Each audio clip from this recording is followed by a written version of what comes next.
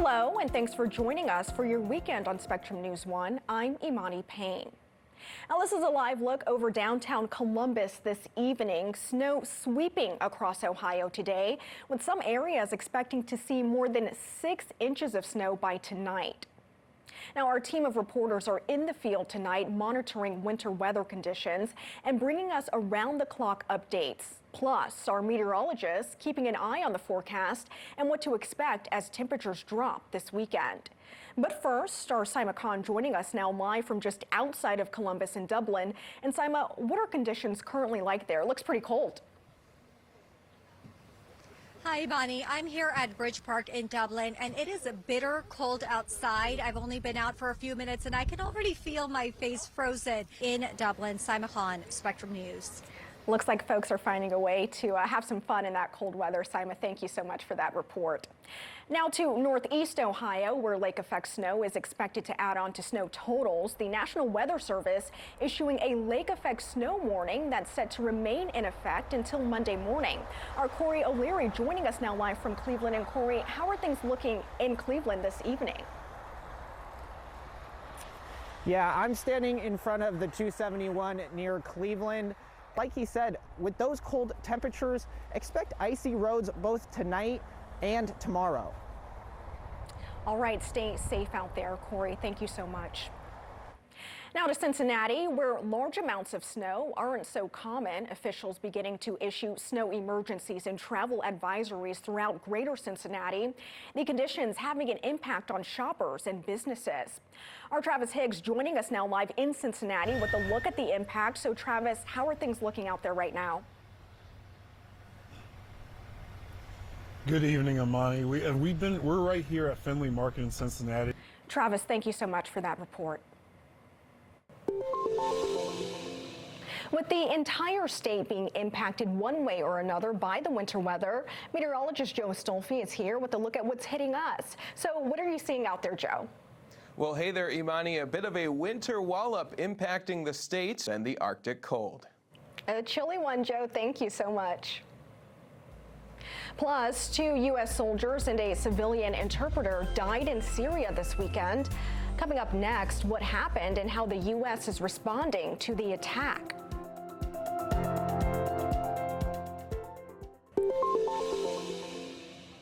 Now to Syria, where tragedy unfolded Saturday as 2 U.S. soldiers and a civilian interpreter died following an attack by ISIS. The Defense Department saying 3 others were wounded.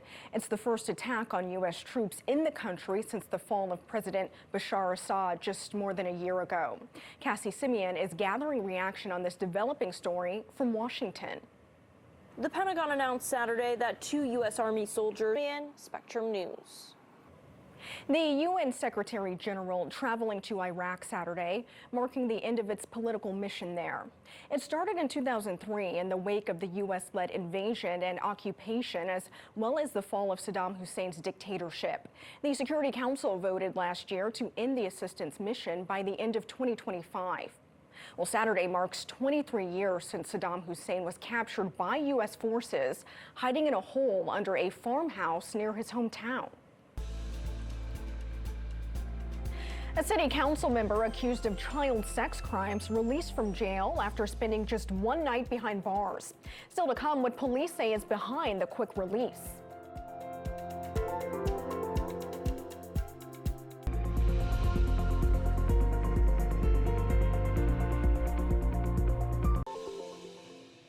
Continuing to follow one of our top stories, the winter weather that's hammering Ohio. As the Buckeye State is blanketed with snow, you may see the county you live in under a snow alert. Now, these are declared by the sheriff's office, and there's multiple levels to them. For a level 1 alert, no roadways are closed. However, travel is discouraged due to conditions that are created by ice and falling or drifting snow. A level 2 alert means travel should only be done if necessary. This level is upgraded as roadways become more hazardous. And when there's a level 3 alert, all roadways are closed to non-emergency personnel. That means you need to contact your employer to see if you should still report to work under those conditions. Now to the city council member in Central Ohio who is back to work after being charged with child sex crimes. Gerald Dixon was released on his own personal recognizance after spending just one night in jail, leaving many people asking how. I spoke with Whitehall Police to get that answer. They tell me that someone somewhere made a mistake and did not provide the proper paperwork to the judge for her to make an informed ruling. Now, hours after Dixon was set free on his own personal recognizance, he was sworn back in for a second term on City Council at City Hall, but not everyone is happy with that decision. Whitehall City Council member Gerald Dixon has been sworn back into office hours after being arrested, jailed, and charged with child sex crimes. I asked him about those allegations. Why are you not planning to resign? Because the people elected me, and I have not been brought before a jury of my peers or whatever else it is, and so here I am. Are the allegations against you true? I'm sorry? Are the allegations against you true? I am making no comments based on that. None. Police say a multi-state investigation revealed Dixon engaged in inappropriate sexual conduct with young boys dating back to the 1990s, alleging he also paid a cognitively impaired boy for sexual acts. Detectives say a search warrant executed at Dixon's home revealed extensive artwork of children with vulgar messages. Now, police said that they found artwork in your house, sexual images of young children. What's your reaction to that? You know, I am appalled by that. It's artwork, but it has nothing to do with little kids. It has to do with being gay and the names that are called gay people. You know, I don't want to talk about it, but it's disgusting. During his swearing in, Dixon thanked his supporters and commented on his current state of mind. Have you ever spent a night in jail? No. No, nor have I, till last night. So, yeah, I'm a little exhausted, so. Earlier in the day, the mayor called for Dixon's resignation, and the council president said the council would review their guidelines and options moving forward. So if someone were to make that motion to remove him for gross misconduct, it would not, the vote would not happen that night. Evidence would be presented as to why that council member thinks it's gross misconduct. Mr. Dixon would have an opportunity to respond and present his side, and then council would deliberate on that. So it would take a vote of all 6 other members to remove him from council. So if there's only 5 votes for it, he stays? Correct. So Dixon stays for now. Well, it's presumption of innocence until proven guilty. Are you saying that the alleged victims that came forward, that they're lying about what I don't know who happened? they are. I don't know who they are. I have no more comments. Fighting fires is tough during the best of times, but winter can make that job even harder. Ahead, how first responders prepare to fight fires in the cold and snow.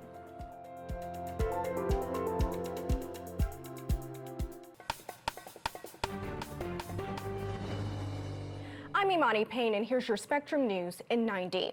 Columbus officials say crews are out working hard to clear roadways. Nearly 90 trucks are working in neighborhoods around the city. City leaders are asking others to do their part by giving plows room to work and pointing people to places of warmth so they can avoid the dangers of the cold. The last place we want our neighbors to be is outside tomorrow and during this storm and extreme temperatures. So really encouraging people to take advantage of these places and let us take care of you. Officials say cold temperatures could impact their work. Temperature drops can dramatically impact the effectiveness of the salt they use. However, crews are using other mixtures that should help melt ice as temperatures continue to drop. With winter weather comes potential power outages. These outages could be due to winter precipitation causing power lines to sag. In the event of an outage, power company websites offer a place to check wait times. For many in Central Ohio, that's AEP.com. You can also go to the website to report power outages. And with bitter cold temperatures on the way, Columbus Recreation and Parks will open several warming centers this weekend. And that's your Spectrum News in 90.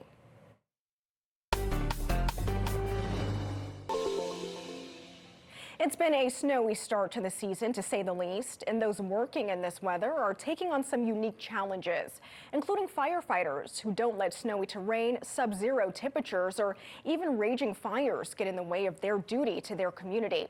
Our Natalie Mooney takes us to Station 1 in Syracuse to give us an inside look of what a day on the job is like in weather like this. Water is crucial for firefighters. There are several tips you can take to make sure you keep your home safe from fires this winter. The state fire marshal says alternate heat sources need their space, so anything that could catch fire needs to be at least 3 feet away. Never use a kitchen oven or range to heat your home. It could be a source of toxic fumes. A smoke alarm should be installed on every level of the home and tested monthly. And if there's a fire hydrant near your home, make sure to keep it clear of snow, ice, and debris for easy access by the fire department. One of the biggest police departments in the state taking to the streets this week to help keep children warm. For the 8th straight year, the Columbus Division of Police helping put brand new coats directly into the hands of families who need them most. Officers say this is one of the most rewarding parts of the job. I hope I never lose what drew me to this job in the first place, and that was the desire to help people. More than 5,000 coats have been distributed over the years, all to children in Central Ohio who might otherwise be without one. That's according to data from the Starfish Assignment, a nonprofit that aims to strengthen bonds between law enforcement and the community. How cold is too cold for kids to play outside? Health experts say if kids are outside between 13 and 31 degrees, they should take breaks inside every 20 to 30 minutes. For wind chills 13 degrees and below, kids should move activities inside to avoid frostbite. If your kids do play outside in the cold, they should dress in layers and wear hats and mittens or gloves while outside. The Ohio Department of Transportation has plows working 12-hour shifts this weekend to keep the roads clear for drivers. Department officials say it's important to be cautious if you're driving behind a plow. You cannot stop on a dime when there's snow on the road. You need to increase your stopping distance when you're behind a plow so you don't slide into the back of them. We've had numerous crashes statewide of motorists slamming into the back of a plow truck, and the only reason that happens is you're following it too closely. 11 plows have been struck since Thanksgiving this year. Last year, more than 50 plows were hit over the course of the snow season in Ohio. ODOT had nearly 300 trucks out in Northeast Ohio alone this weekend. The department recommends staying home if you can, but if you can't, leave early and plan ahead. With temperatures dropping across Ohio and Central Ohio, Orange Township firefighters know the cold can turn small problems into dangerous emergencies. It's that risk that's prompting those first responders to go straight into the water. They swim out to a man who can't get back on his own, the kind of rescue they train for every winter. Except this time, it's only practice. The only thing going on my mind is the victim. Sometimes we just get in that zone of, okay, we have one job to do, and that is to go out and get that victim safely. The exercise is part of a simulation. The victim in this case, a fellow firefighter role-playing someone in danger of drowning. When the rescuers reach him, they lift him up and pull him back to shore. These calls are rare but high risk, and crews say staying weather aware this time of year can prevent many of them. Health officials say no ice is safe ice, and you should dress in layers. You can always stay up to date with the latest weather forecast right here on Spectrum News 1 and on the Spectrum News app. We bring you the latest on winter weather across Ohio. On the app, you can find real-time radar and alerts to help keep you informed wherever winter weather hits. Now let's check in with our meteorologist, Joe Astolfi, for a look at the weather. And this latest round of snow. Snow and temperatures well below freezing are the top story around the state today. The Ohio Department of Transportation recommends staying at home. But if you do need to venture out, you should make sure to have emergency gear in your car. The department recommends having an extra coat, blanket, flashlight, batteries, water, and food in your vehicle. Nearly 500 children arrested in Summit County so far this year on felony charges, including weapons charges. That number topped 550 last year. The numbers leading to questions about the practice of releasing young people facing serious charges and what's being done to keep guns away from minors. Our Rose Todd takes a look at the goals behind juvenile detention policy and what one community leader would like to see change. We moved here, my mom and I, when I was 13 years old. Donnie Brooks grew up in West Akron. Rose Todd, Spectrum News. The first girls' court in Ohio is officially open. The Hamilton County Juvenile Court completing the first pilot of the program this week. The 8-week program targets female juvenile delinquency by eliminating barriers to help and connecting at-risk girls to address their needs and prevent more offenses. The next girls' court group will assemble after the start of the new year. The Hamilton County Court has details on its website. Cuyahoga County collecting and distributing hundreds of presents for kids in foster care this year. One organizer says donors have bought gifts for more than 700 kids this Christmas. She says it's a testament to how kind people are around the holidays. This program really restores our faith in humanity. Like, donors come out in droves to get these kids all that they ask for. Sometimes these wish lists are 10+ items long, and donors will get them everything on their list just to bring some joy back to their life. Their normal day-to-day probably isn't what they're used to, or what they thought it would be. So hopefully Christmas can just bring them a little cheer. There are more than 2,000 children in foster care in Cuyahoga County. The county says there is an ongoing shortage of foster care parents in the area. A hobby continues to take flight following the pandemic. Ahead, a look into bird watching and what experts are saying about the boom they're seeing in the hobby.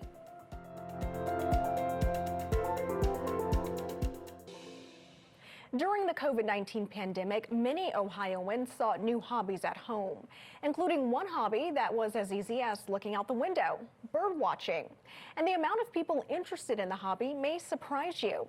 Our Chris Rogers spoke to employees at Wild Birds Unlimited in St. Louis about the boom they've seen in customers and how easy it is to get started. Since the pandemic, bird watching has seen a strong rise in popularity. We want people to do. In St. Louis, Chris Rogers, Spectrum News. A dazzling light show is taking place tonight, and it's not Christmas related. The Geminid meteor shower is peaking this weekend, known for its bright and frequent fireballs. In parts of the U.S., people may see more than 100 shooting stars each hour. Our meteorologist Joe Stolfi is here with me. And Joe, how likely is it that we'll see the shower here in Ohio? Well, hey there, Imani. I hate to be the bearer of bad news. All right, well, there is some hope there, Joe. Thank you so much. We'll have more news and weather after the break.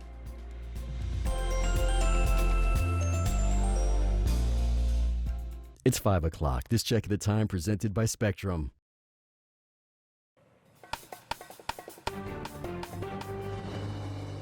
I'm Imani Payne, and here's your Spectrum News in 90. Columbus officials say crews are out working hard to clear roadways. Nearly 90 trucks are working in neighborhoods around the city. City leaders are asking others to do their part by giving plows room to work and pointing people to places of warmth so they can avoid the dangers of the cold. The last place we want our neighbors to be is outside tomorrow and during this storm and extreme temperatures. So really encouraging people to take advantage of these places and let us take care of you. Officials say cold temperatures could impact their work. Temperature drops can dramatically impact the effectiveness of the salt they use. However, crews are using other mixtures that should help melt ice as temperatures continue to drop. With winter weather comes potential power outages. These outages could be due to winter precipitation causing power lines to sag. In the event of an outage, power company websites offer a place to check wait times. For many in central Ohio, that's aep.com. You can also go to the website to report power outages. And with bitter cold temperatures on the way, Columbus Recreation and Parks will open several warming centers this weekend. And that's your Spectrum News in 90.